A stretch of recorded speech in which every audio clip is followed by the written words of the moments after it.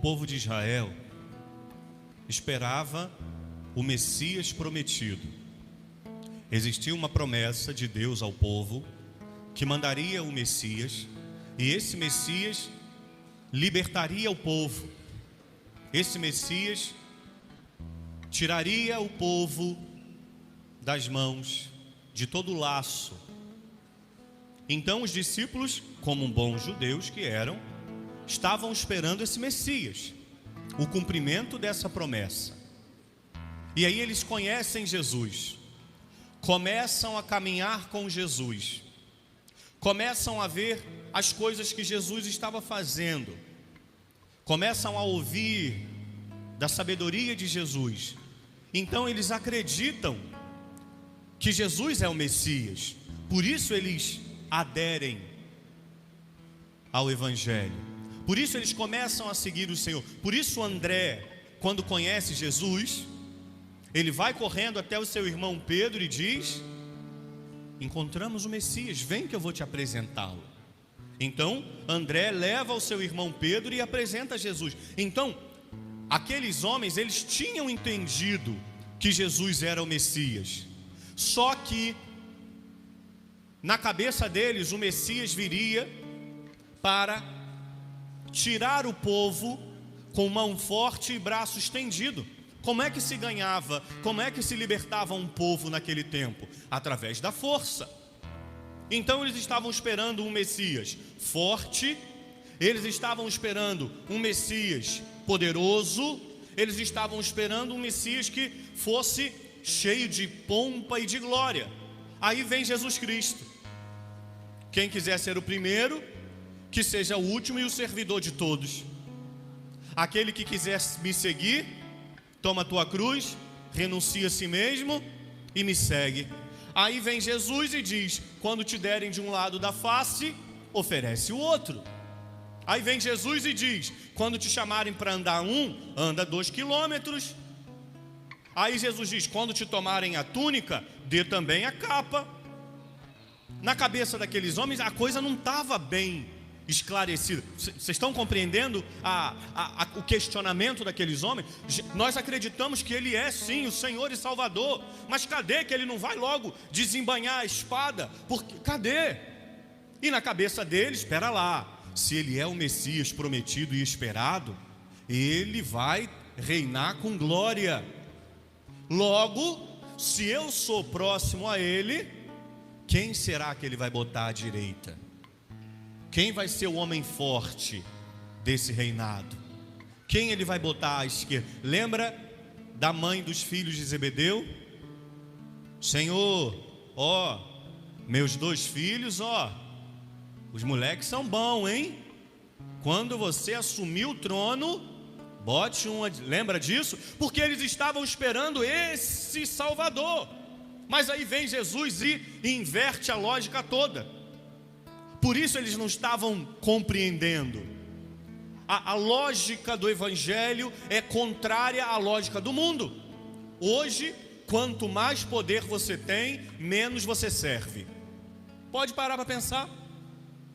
Quanto mais poder você tem, menos você se coloca à disposição. É impressionante. Eu vou dar um exemplo aqui que não tem nada a ver, mas é só para a gente entender. Gente, é só um exemplo, cuidado, não estou levantando bandeira de ninguém. Isso aqui é uma pregação do Evangelho. Vide os nossos políticos. Somos nós que os colocamos lá. Eles são nossos funcionários e nós os chamamos de excelência. Não temos, eu não estou fazendo campanha nem jogando pedra, eu só estou mostrando a lógica invertida. Eles deveriam nos chamar de excelência. Nós somos os patrões, eles são servidores do povo. Entenderam? Compreenderam? Estão lá para servir, mas não servem, são servidos. Essa é a lógica. É isso que acontece na nossa cabeça. Quanto mais nós ascendemos na nossa carreira, quanto mais nós ascendemos a nossa empresa, quanto mais nós estudamos, ao invés de colocarmos à disposição do outro, está aqui, tudo que eu estudei, deixa eu te ajudar. Não, por favor, eu sou o Beltrano Ciclano. Certa vez, já deve ter isso uns 4 anos pelo menos, eu estava na linha amarela, dirigindo, e aí, claro, não, poderia estar de carona, ou poderia também estar, sei lá, né, num ônibus, mas eu estava dirigindo. E aí, na linha amarela, de quando em vez o trânsito para, né, assim, você tem que estar muito atento, parou. Só que eu dirijo muito tranquilo. Vi o trânsito parando lá na frente, eu já reduzi, como a gente faz costume, que nem é regra isso, mas você liga o pisca-alerta para o cara de trás saber que está acontecendo alguma coisa.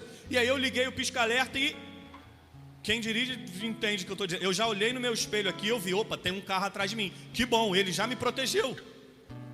Quando parar, né?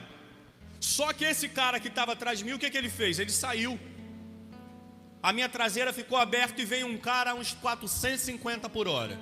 Eu só ouvia a freada. E o cara fritou o pneu. Eu olhei aqui no espelho, o carro crescendo. A única coisa que eu podia fazer, travar o volante e tirar o pé do freio. Para quê? Para a pancada me jogar lá na frente. Porque se eu seguro no freio, eu tomo toda a carga da força da batida. Enfim, bateu, minha traseira abriu meu porta-mala. Só que eu tomei a pancada, o carro jogou lá na frente. Eu parei o carro, respirei. Tá tudo bem comigo, graças ao bom Deus. Tá tudo bem, ok. Aí eu desci do carro. Quando eu desci do carro, desceu um senhor. E ele veio dizendo assim para mim, ó: eu sou o presidente, coordenador, rei, eu sou o imperador, eu sou o dono do mundo, eu sou... E o cara começou a me dar um montão de títulos dele. Aí eu olhei para ele e falei assim: tá bom, mas o senhor tá bem? Tá tudo tranquilo com o senhor?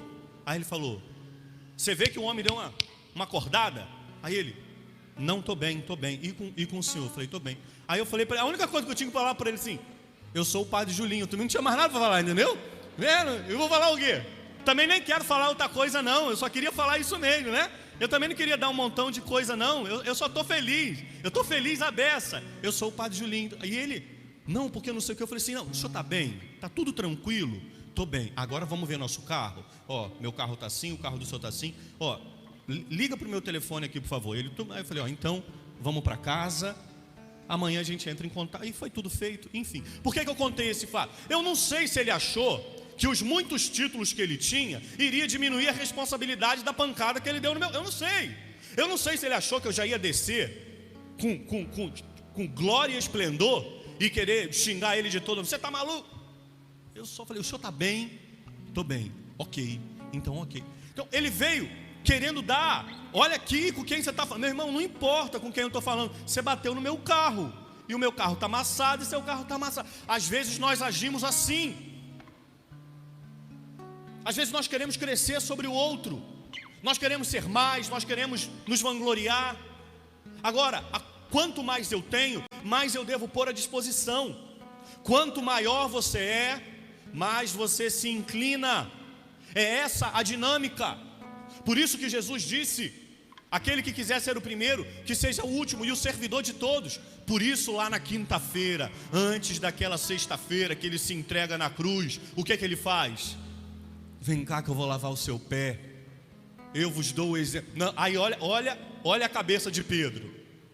Vê se a cabeça de Pedro não funciona do jeitinho da nossa.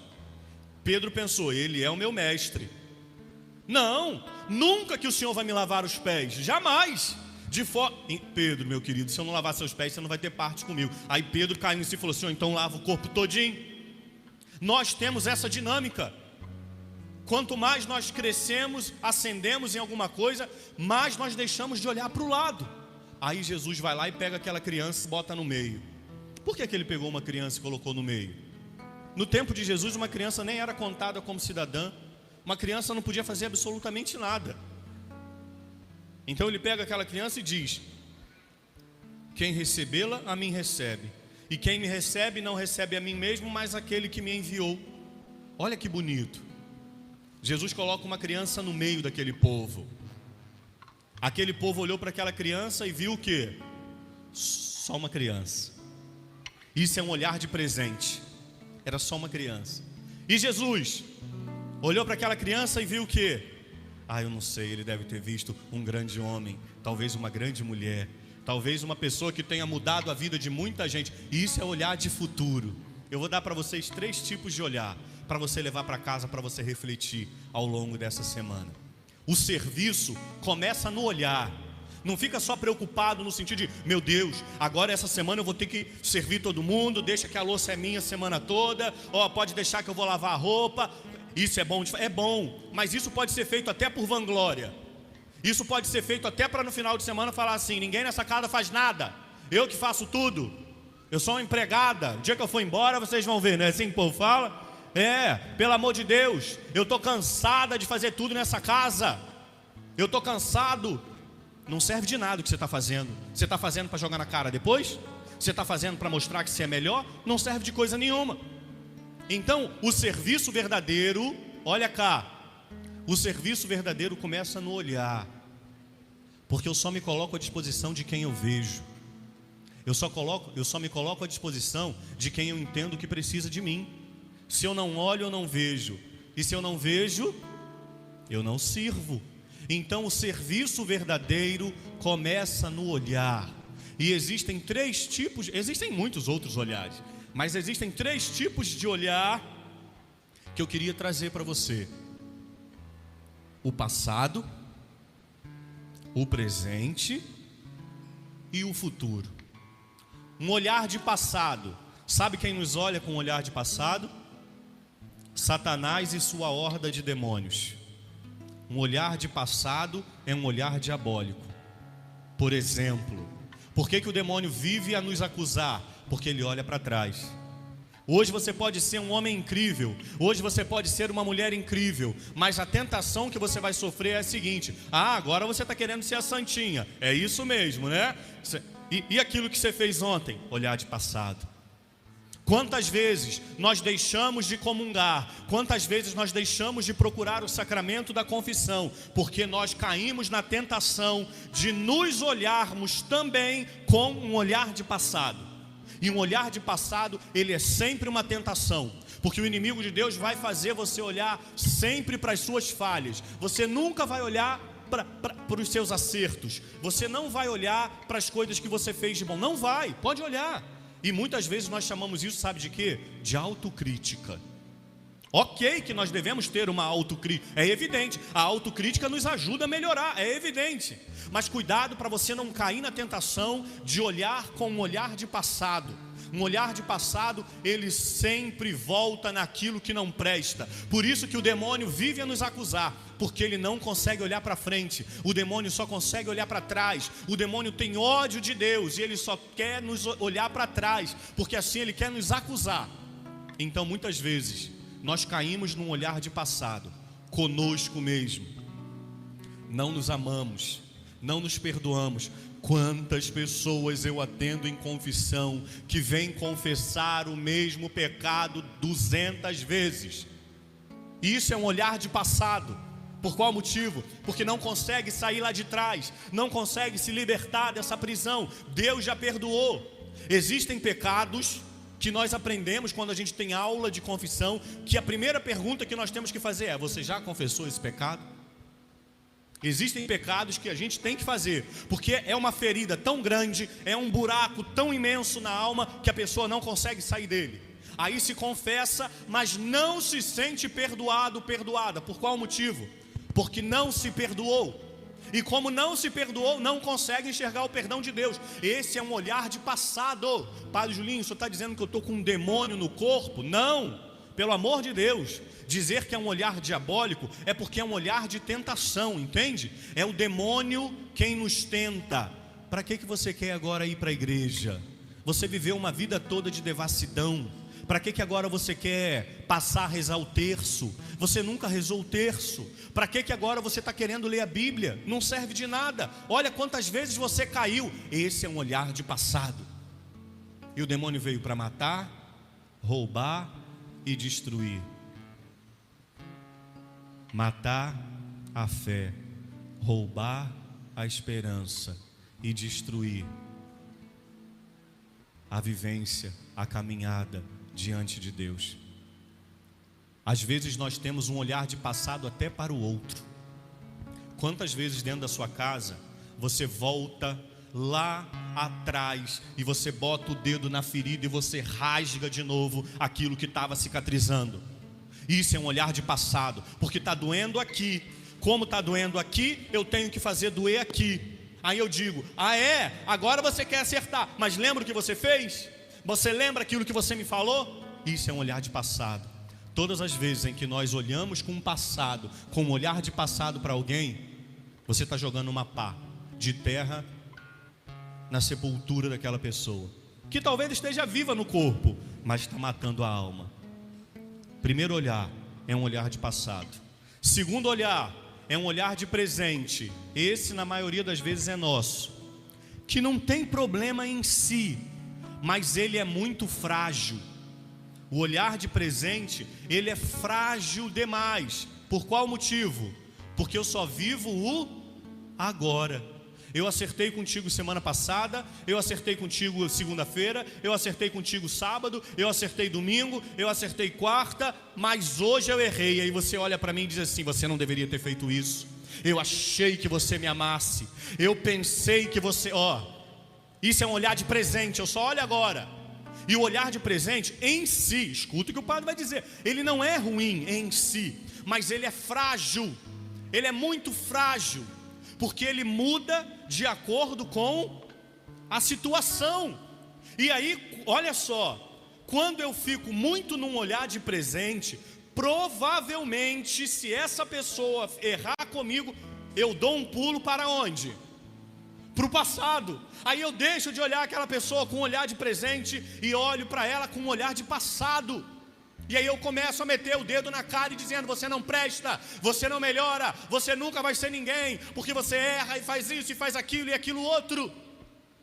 O olhar de passado em si, ele não, de presente em si, ele não é ruim. O problema é que ele é frágil. Você acerta com a pessoa a vida toda. O dia que você pisar no calo dela, ela fala assim: não olha mais na minha cara.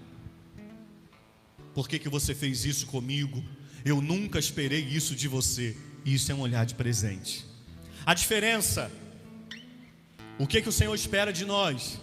Que nós tenhamos um olhar de futuro. E Deus amou de tal forma o homem que deu o seu Filho, para que todo que nele crê não pereça, mas tenha a vida eterna. Quando Deus nos amou na cruz, Ele tinha para nós um olhar de futuro. Por qual motivo? Porque na realidade nós éramos inimigos dele, condenados e danados ao inferno, mas Ele nos olha como santos e salvos no céu. Esse é um olhar de futuro. É esse o olhar que o Senhor espera de nós. É olhar hoje e ver amanhã. E escuta, vou falar devagar. Ter um olhar de futuro, que fique muito claro, não é descobrir, adivinhar, não é nada disso. É olhar para o outro e ultrapassar o limite dele. Deus olha para mim hoje e para você, e Deus diz assim: tudo bem, Padre Julinho, você ainda não alcançou a santidade almejada, mas eu já te dou hoje o amor que eu te darei no céu.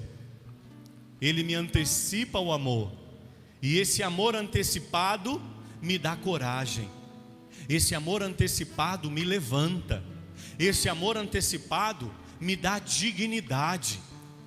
Por favor, tenham um olhar de futuro para a sua casa, para a sua família. Quando alguém na sua casa errar, não bota o dedo na cara. Não diga para ela: eu te disse, eu te avisei. Ela já sabe. Para de tripudiar em cima do defunto. Um olhar de futuro, ele tem o poder de ressurreição. Quando você olha para alguém que está ferido pelo pecado, que está magoado, que está envergonhado, quando você tem a coragem de olhar para aquela pessoa e falar assim: vamos lá, porque Deus te ama e você é capaz. Isso é ressurreição. É domingo de Páscoa, é o sepulcro que fica vazio, é a pedra que rolou. Mas muitas vezes nós não conseguimos dar esse passo, e aí nós vivemos com um olhar de presente, que muitas vezes tende para um olhar de passado. Queria te entregar uma tarefa essa semana. Que tarefa, Padre? Por favor, leva para casa esses 3 olhares. E quando você estiver passando por alguma situação, pegue-os e coloque-os diante de você. Vai chegar na sua casa daqui a pouco, descobriu um problema, descobriu uma coisa muito feliz. Com que olhar que eu estou olhando? Com um olhar de acusação, com um olhar que traz o erro? Eu estou olhando só com um olhar momentâneo? Ah, você me deu um presente, eu te amo, meu amigo, minha amiga. Ai, que alegria ter você na minha vida. É um olhar interesseiro. Ou eu estou olhando com um olhar de futuro? O que Jesus está nos convidando a fazer? Que nós tenhamos o mesmo olhar dele. É esse olhar que coloca de pé. É esse olhar que traz de volta a vida. Mas não queira olhar para o outro ainda. Comece olhando para você. Como é que você tem se olhado? Qual é o olhar que você tem para você? Você se perdoa? Você já se perdoou? O confessionário é bonito, porque a pessoa entra com um olhar de passado, recebe um olhar de presente, a absolvição, e sai com um olhar de futuro. Já contei isso aqui, conto e termino. Certa vez eu atendi uma confissão, e aí a pessoa sentou para confessar e disse: padre, eu vou desistir, não dá mais para mim.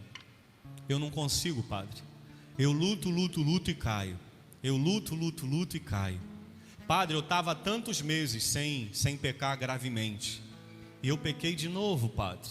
Eu não consigo mais. Aí a confissão acontecendo, ainda não estávamos no tempo da pandemia, por favor. A confissão acontecendo, eu estava sentado, a pessoa sentada. Eu me coloquei de pé, a pessoa me olhou assim. Aí eu falei assim: posso te dar um abraço? Eu não sei se a pessoa aceitou porque ficou com vergonha de me dizer que não. Eu não sei, enfim. Mas ela falou: pode. Aí eu dei um abraço assim, puxei assim, apertei. E eu falei assim: parabéns, meu filho. Tipo, tantos meses ele tinha falado que não pecava gravemente. Eu dei um abraço nele e falei assim: parabéns, meu filho. Olha que caminhada bonita que você fez. Olha o tanto de mês que você ficou sem pecar. Que alegria. Caiu, agora a gente está levantando e nós vamos recomeçar. Na hora a feição daquela pessoa mudou, saindo de um olhar de passado, passando pelo olhar de presente, que é a confissão, a ferida, a dor, mas também a alegria, e chegando num olhar de futuro. Ali naquela hora, a esperança daquela pessoa ressuscitou. E como é que aquela pessoa saiu da confissão? Eu vou tentar de novo, mais uma vez. Que nós tenhamos, queridos, essa coragem de olhar, com um olhar de futuro, que quem acredita, de quem coloca de pé, de quem faz ressuscitar. Mas antes de querer olhar assim para o outro, peça a Deus a graça de olhar para você, porque você não vai conseguir agir com misericórdia com o outro se você não tiver misericórdia consigo mesmo. Peça a Deus essa graça. E ter misericórdia aqui não é fingir que não está nada acontecendo, não é nada disso. Não é passar a mão na cabeça e falar: não, tá bom. Não é nada disso. Mas é olhar e dizer: Deus acredita em mim. Deus sabe. Eu não sei onde eu posso chegar. Eu não sei do quanto eu sou capaz. Mas Deus sabe. E Deus acredita em mim. E por isso Ele conta comigo. Isso é um olhar de futuro. Isso é um olhar que nos coloca de pé. A partir daí, você vai conseguir olhar assim para as outras pessoas. Você vai conseguir tirar das pessoas aquilo que nem elas acreditam que são capazes. Você vai conseguir fazer com que as pessoas voltem a viver. E aí, quando você ressuscita a esperança de alguém, isso é Páscoa. É ressurreição, e é vida e vida eterna. Talvez você esteja aí pensando: puxa, padre, eu preciso ter esse olhar para mim de ressurreição, de futuro. Deixa eu te dar uma dica e eu acabo. Busque o sacramento da confissão. Não deixa, não fica com pecado. Busque o sacramento, se confesse, experimente da graça imerecida que Deus nos dá todas as vezes em que nós pedimos perdão. Louvado seja Nosso Senhor Jesus Cristo. Para sempre seja louvado.